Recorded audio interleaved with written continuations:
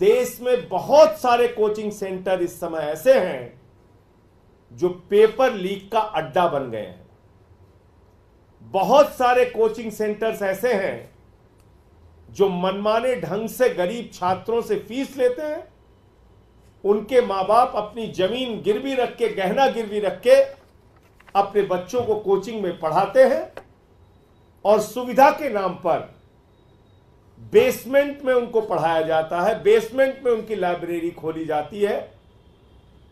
Hostel है तो वहां ठीक से इंतजाम नहीं और मनमाने ढंग से उनसे वसूली की जाती है, पैसा लिया जाता है। तो ये ठीक कैसे होगा?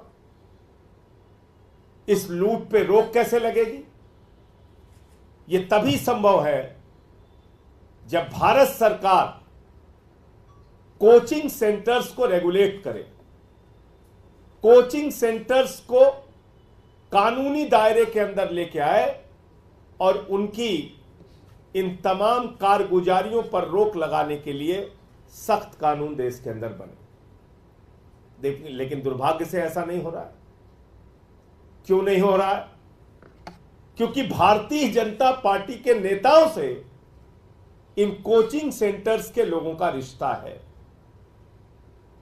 और इसी के कारण देश के लाखों नौजवानों का जीवन बर्बाद हो रहा है। प्रधानमंत्री जी और भारत की सरकार और भारतीय जनता पार्टी कोई कार्रवाई करने के लिए तैयार नहीं। तो ये खबर है जिसमें लिखा हुआ है कि ये जो एग्जाम है एडुटेस्ट सॉल्यूशंस प्राइवेट लिमिटेड के द्वारा उत्तर प्रदेश में कराया गया, जिसमें पेपर लीक हुआ था, इस कंपनी को ब्लैक लिस्टेड किया गया उत्तर प्रदेश की सरकार के द्वारा। ऐसे ही कई राज्यों में, गुजरात में पेपर लीक में इस कंपनी का नाम, बिहार के पेपर लीक में इस कंपनी का नाम, नीट के पेपर लीक में इस कंपनी का नाम, और जो इसका मालिक है सुरेश चंद्र आर्या, उसका रिश्ता है भारत के प्रधानमंत्री के साथ। उसकी तस्वीरें सुरेश चंद्र आर्या की मिल जाएंगी भारत के प्रधानमंत्री नरेंद्र मोदी जी के साथ।